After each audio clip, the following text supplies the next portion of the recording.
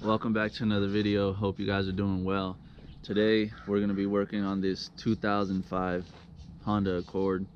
It has the K24 in it with the 5-speed manual, and today we're going to be changing the clutch on it because it doesn't even really go into gear now. But the one weird thing about it is that when I go and push in the clutch pedal, it feels really stiff, and usually that's not a problem, you know. It's usually the other way around where the pedal feels too soft. But before we get into it though, I want to show you guys. Look at this. There is no oil on this thing. So please guys, make sure you guys are checking your oil at least once a week, just so if anything does happen you could catch it in a good amount of time. I feel like I should make a commercial about this because I feel like it happens more often than it should.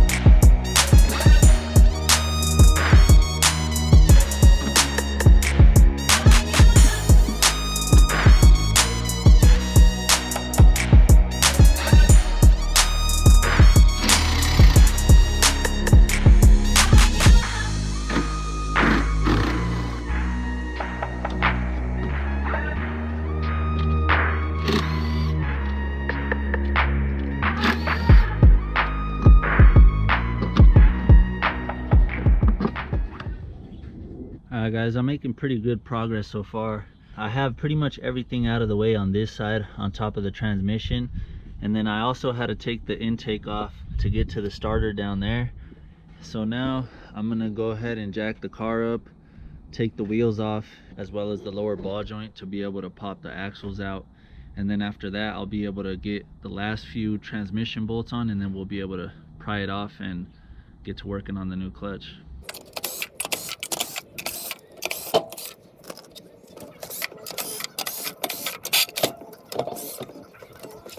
Alright guys, I got the wheels off on both sides.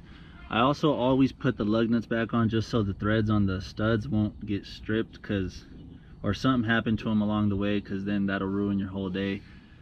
But after here I just got to pop the lower ball joint off to be able to take this axle out completely so it's out the way, as well as on the other side. This axle on the passenger side I could kind of leave in here as long as it's out of the intermediate shaft, but on the other side the axle's over here, so you could get a better idea now of where the transmission's gonna sit. So we're just gonna pry it off and then have it sit right here.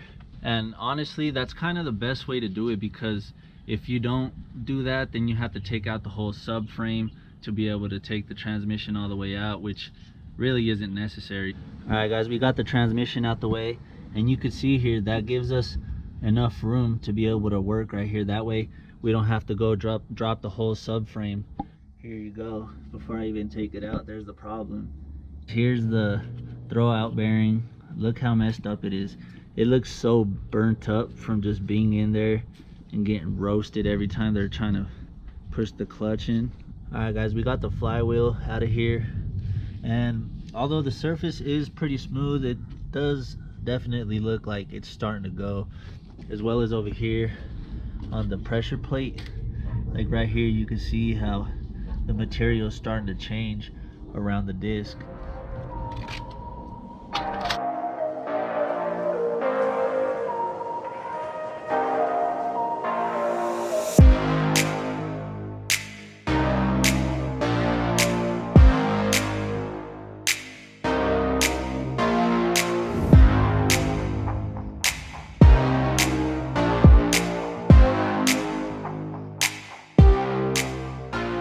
What's going on guys, back with day 2. Yesterday I left off where I was cleaning up the flywheel and the pressure plate, getting ready to throw it back on the car, which I did manage to do.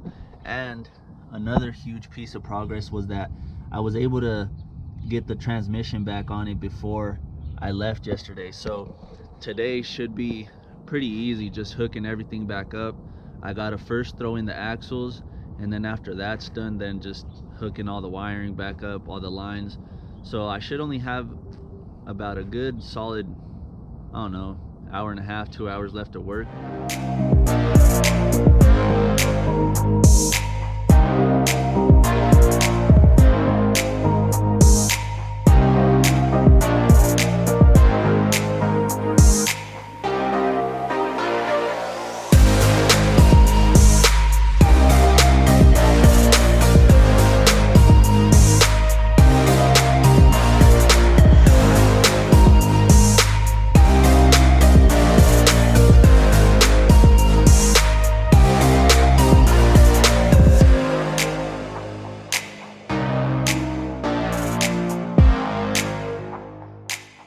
When you go to fill it up, here's what I'm using: Honda manual transmission fluid. So if you can help it, don't buy fluid from an auto parts store. Just, if you can, go to the dealership and just ask them for 2 quarts of manual transmission fluid. That way you know you're putting the right thing into your transmission. So yeah, do yourself a favor and use the correct stuff.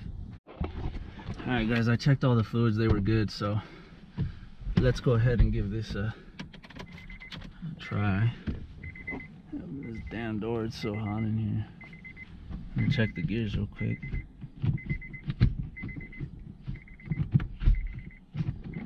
Also, the pedal feels a lot better. It was so stiff last time before I did this, so everything feels good so far. So let's go ahead and try to start this thing.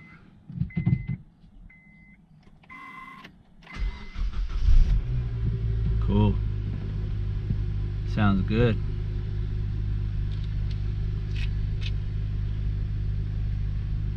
The customer also said that it had a check engine light for an O2 sensor, but it actually went away. So so after the test drive, if it comes back on, I guess I'll check it. If not, then I guess we're good.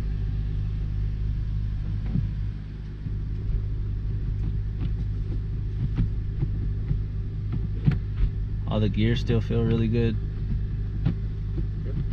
All right, cool. So now I'm just gonna let it warm up, probably go through a heat cycle or 2 to get the fans working, because it was a little low on coolant. So just to make sure that it don't go overheat on me.